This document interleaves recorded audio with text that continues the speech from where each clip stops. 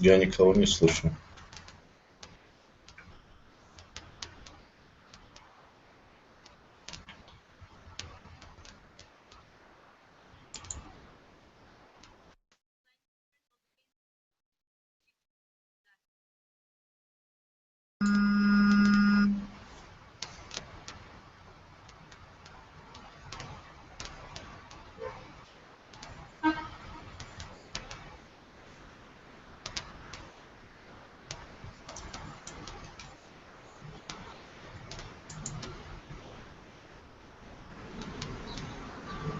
Я не слышу вас, Акбата.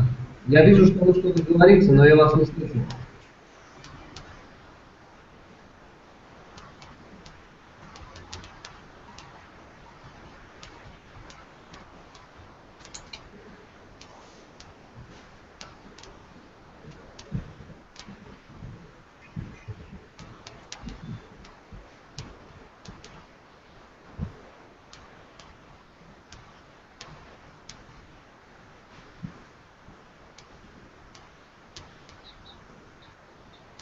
Я думаю, никто не слышит.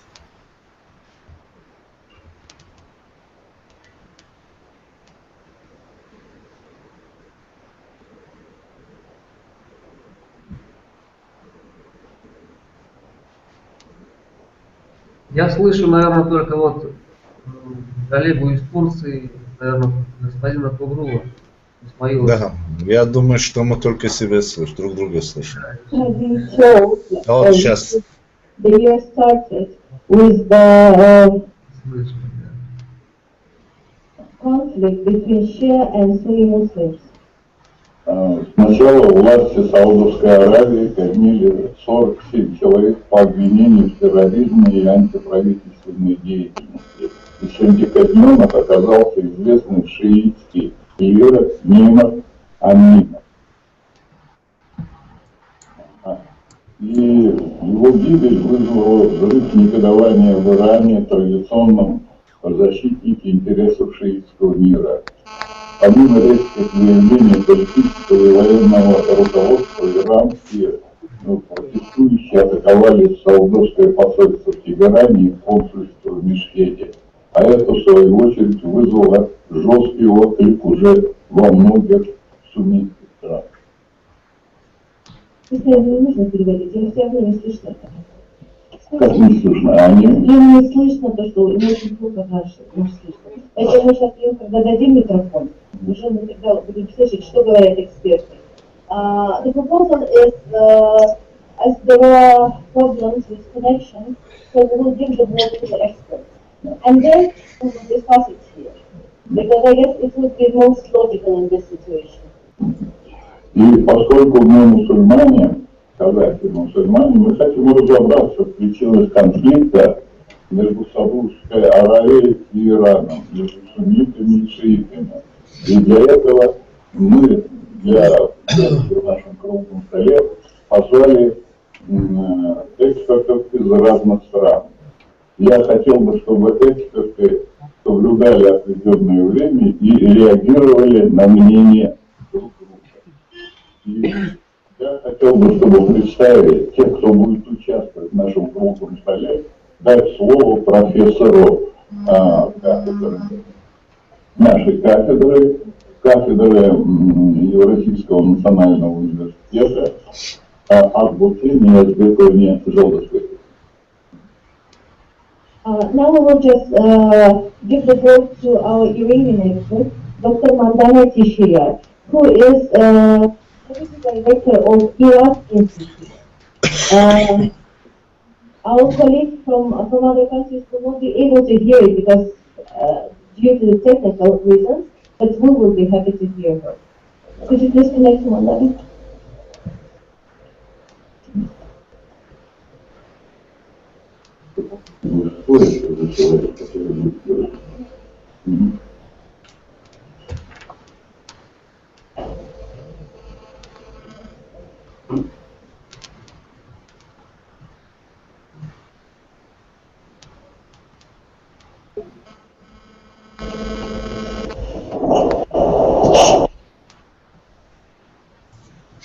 I'm gonna be quiet.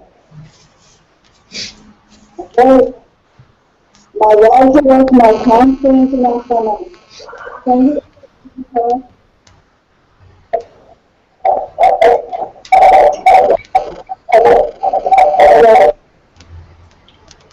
can you hear me? I'm gonna just proceed.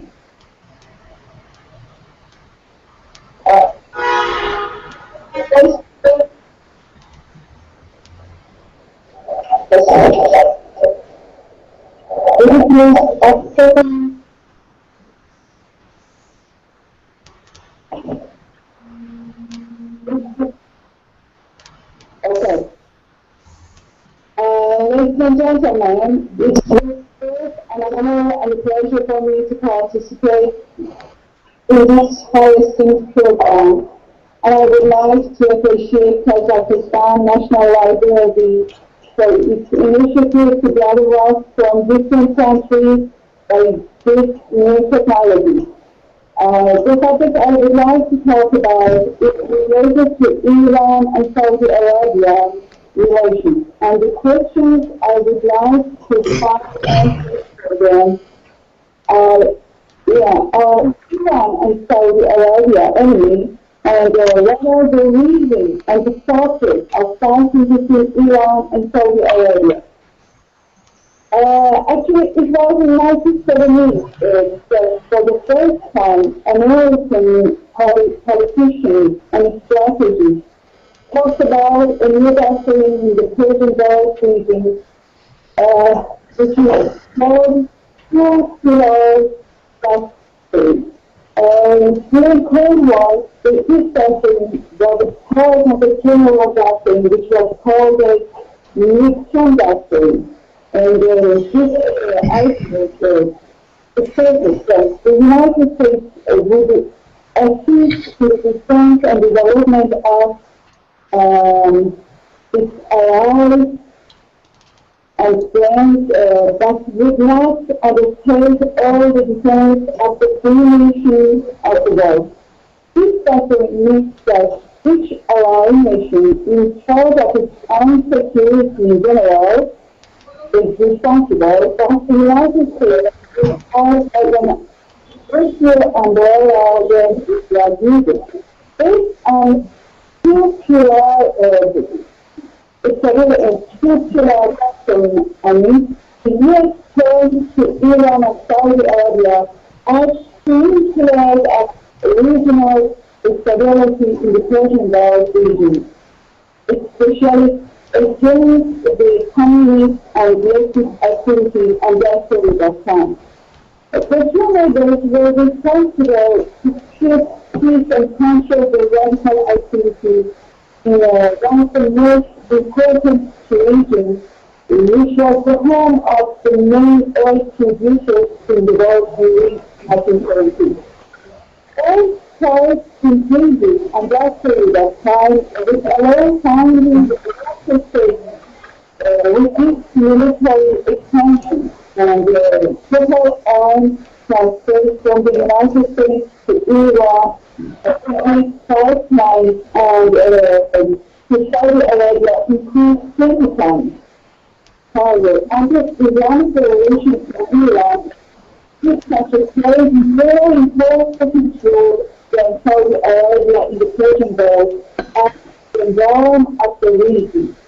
After the Islamic Revolution in 1979, Iran followed the new following diplomacy, which was based on Middle East West policy. However, in the new era, Iran and Saudi Arabia continue to play a key role to control regional security and stability. As the two main oil producers and also two centers of different Islamic resources, Iran and Saudi Arabia's relations have been based on a mixture of cooperation and competition. Revolutionary Iranians and conservative Saudis have always tried to make a balance of power between the two powers in the north and south of the Persian Gulf. Although the relations between the two countries have faced many ups and downs, the rulers of both countries always tried to keep and cooperation between the two sides to keep peace and stability not only in the regional level, but in the Islamic world in general.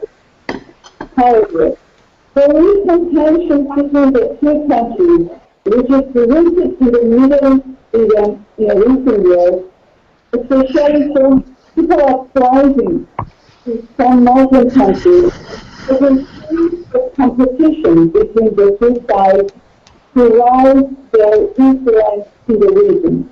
While Iran has tried to explain these uprisings as a symbol of Islamic awakening between Muslim people against the secular government, Saudi Arabia has been worried about increasing instability in the small neighboring kingdoms and even inside its territory. They also are worried about people's force of the authoritarian regime to follow more ruling. However, it seems that the popular uprising largely is affected by foreign interventions, and different regional and international powers are trying to follow their own benefits by interfering in this process. The question, although Iran and Saudi Arabia have tried to control the tensions, that they have followed different approaches. The main problem is that a radical minority group in both countries, which is trying to increase tensions between the two sides. However, the important thing is that the leaders of the two countries are involved and aware to control the tensions. Although Saudis took a very hard position in their speech, it is clear that they don't want to change a cold peace to a warm war to the country. Iran also has tried to control the situation. Iran has not decreased the level of its diplomatic relations with Saudi Arabia yet, which is very important, and tried to use peaceful and soft methods as talks to its neighbors. This week, President Mohammad Javad, Iran's foreign minister, has written an article, an important article actually, in the New York Times magazine, and tried to explain Iran's official position towards the Iran conflict between these three countries. Although contains Saudi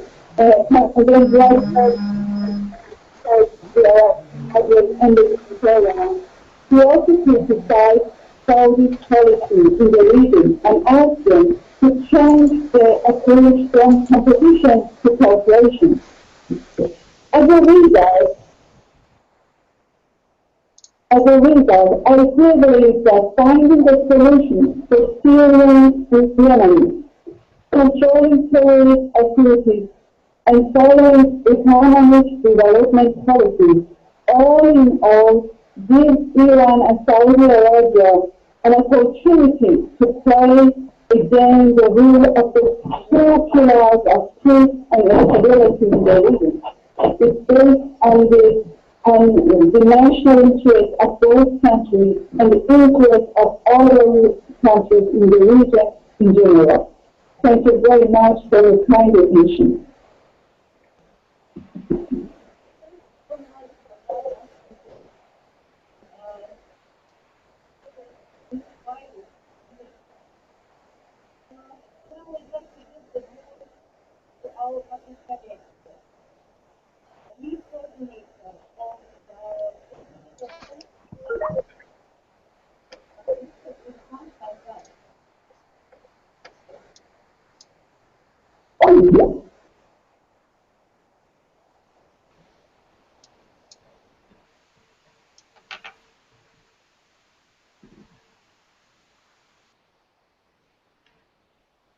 Hello? Can you hear me, please? Yes.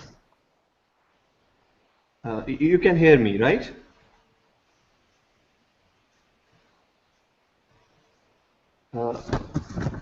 Should I start? Oh, thank you.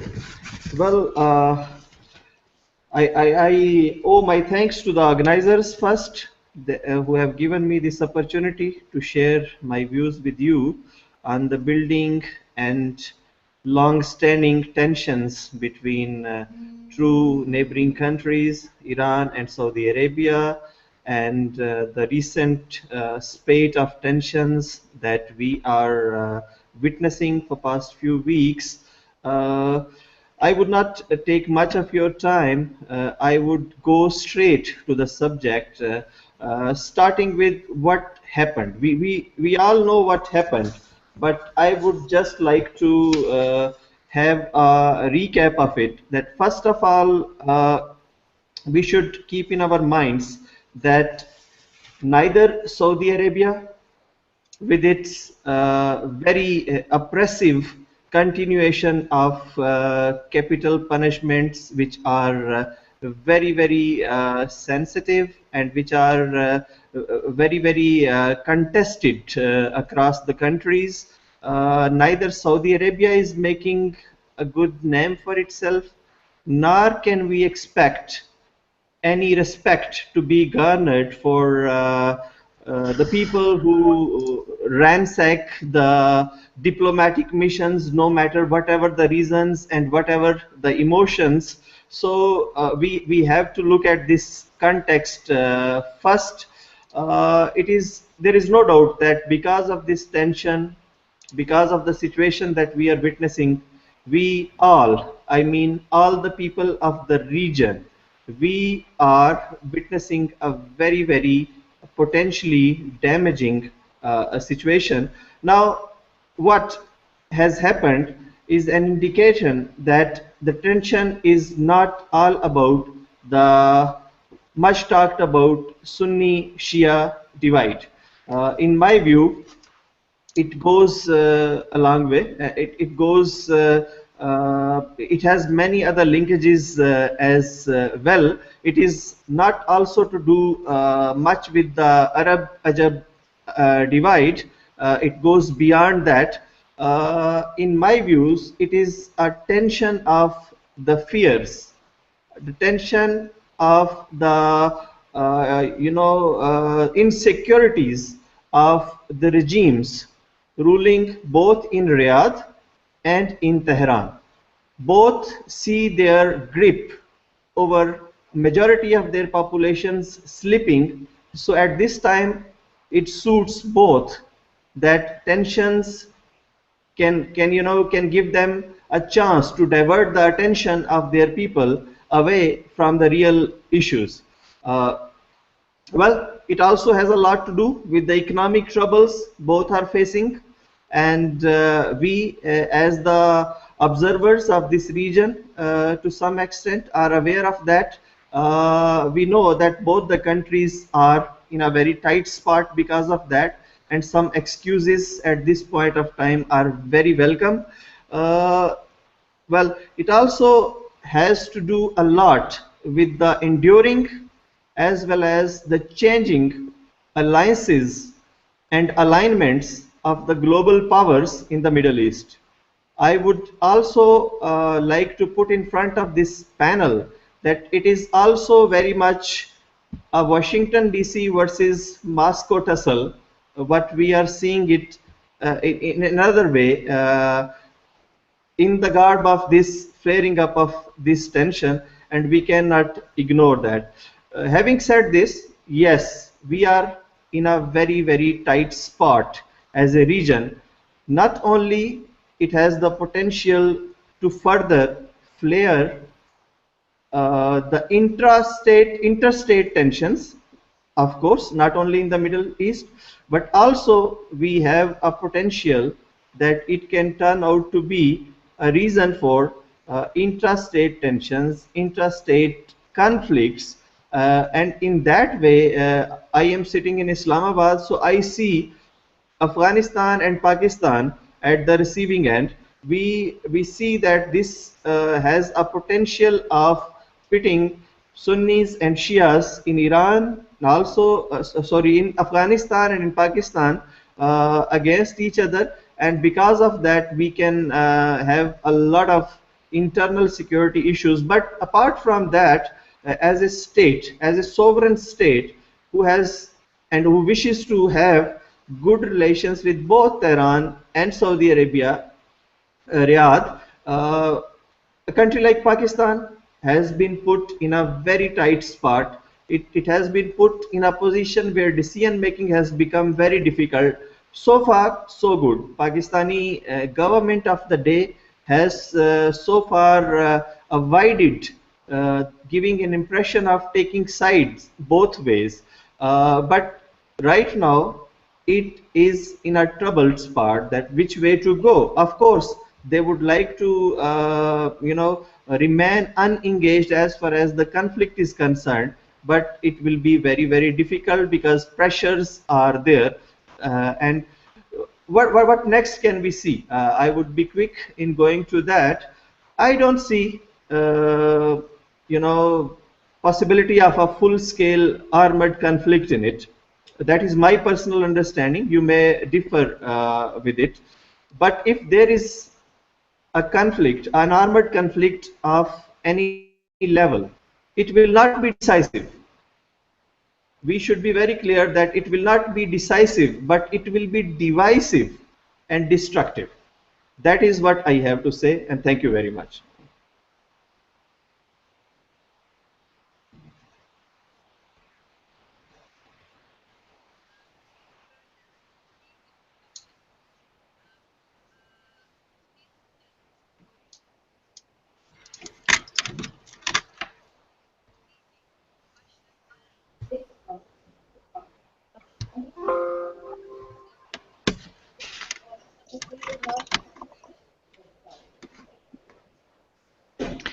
Okay, good day, ladies and gentlemen. Thank you so much for inviting me to participate in this conference.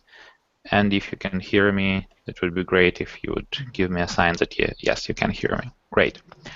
So in my speech, I'll try to focus a little bit on the Russian approach to this conflict. As our colleague from Pakistan has already mentioned, Russia is now deeply involved in the Middle East, and clearly its position matters now.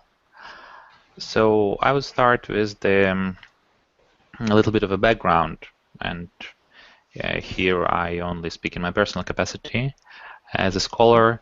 So I would first of all say that Russia entered Syria and entered the Middle East for two particular reasons. The first one is to fight the Islamic State, which is perceived in Russia as a threat, as a big threat for a country with a Muslim population, with a big Muslim population and long history of unrest.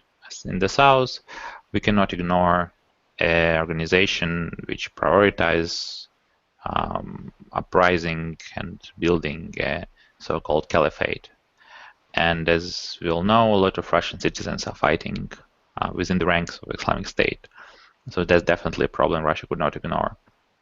The second reason why Russia entered this situation was to support the government of Bashar Assad, which Russia believes to be a legitimate government and which it sees fighting an uprising which has foreign connections. So those were two main reasons. And from those two main reasons, there were two main ideas on which, as far as I understand, the Russian strategy was based on. So the first was that to show that there is no military solution to the conflict between Assad and opposition, and by this bringing the parties, especially the foreign parties, the countries of the Middle East which were involved in this conflict, bringing them to the negotiation table. because once shown that there is no military solution, that opposition cannot win this conflict, you have to come to some sort of settlement of this conflict. And we've seen this in reviving of negotiation between the opposition and the government forces with the mediation of a number of the states. The second point was that there is a need for a grand coalition to fight the Islamic State, and all of the parties involved should unite and should coordinate the activities to fight the Islamic State. And actually, when you look a little bit back, we have this terrible Paris attack, we have this terrible explosion of Russian plane above Sinai. It also looked like this was going well because there was this moral understanding that IS is enemy number one, and there was some kind of mission which President of France took to unite this front and build a coalition. But then, as you know, it didn't all go really well and didn't all go as planned. The downing of Russian fighter plane over Syria started this derail of this coalition talks, and in the end we got now sort of three coalitions. We have US-led coalition, we have Russian, Iranian, Syrian, Iraqi coalition, and then we have the coalition recently announced by Saudi Arabia, which in fact is not really contributing to fight against ISIS because it has more of home things to do, like in Yemen, for example. But still, so when we are looking at where are we now at the moment, there is a big question for Russia, because again, as far as I understand, the point was you enter the Middle East militarily, use this disruptive appearance, and then with the shock and awe, you build some sort of diplomatic solution to between Bashar Assad and opposition. Of course, you need the support of all of the countries, so main players in the region. You use the support from Iran, from Saudi Arabia, and then with the help of the United States, you sort of negotiate some kind of settlement. And once you're done with that, you can use the resources to fight the Islamic State. Use the Syrian army, you use maybe some parts of the Free Syrian army, which is will be willing to cooperate, and then you have Iraqi army coming from the east, and then you sort of you have the plan. And if you look at what was happening during this time, what Moscow was doing diplomatically, Russia didn't really take sides in this conflict, in the regional conflict.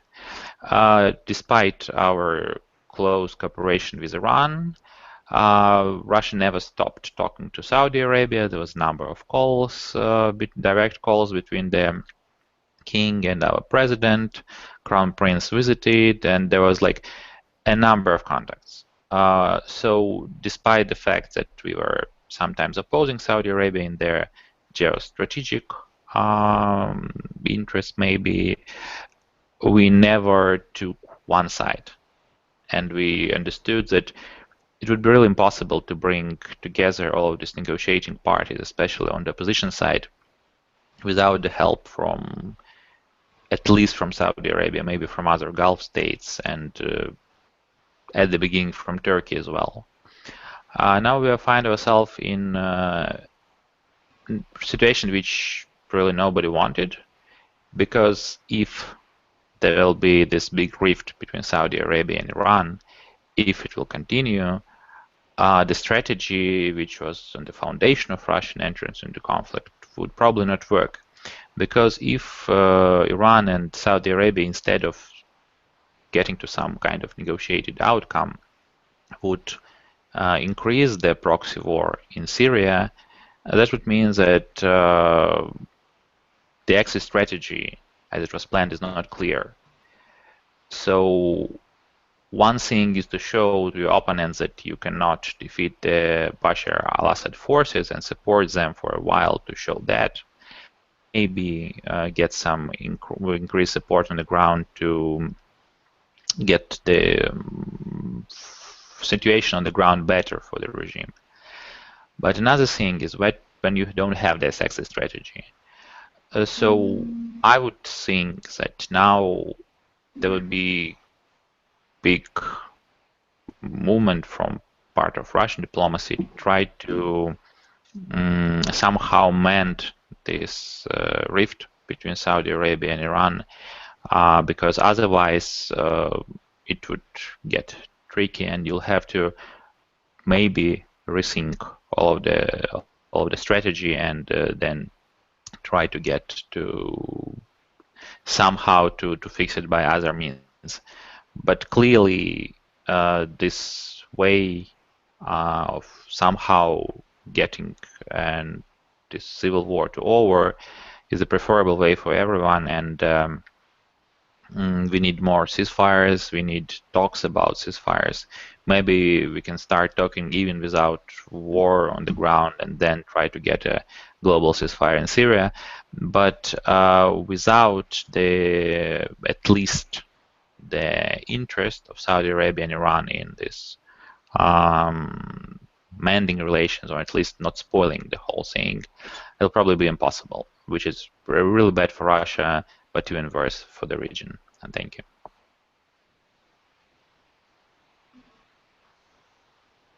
So much, Andrei, for a very clear presentation of the foreign policy of Russian Federation. The next speaker is from Turkey. From Nurul Ismail from the Home University, Ankara. Спасибо.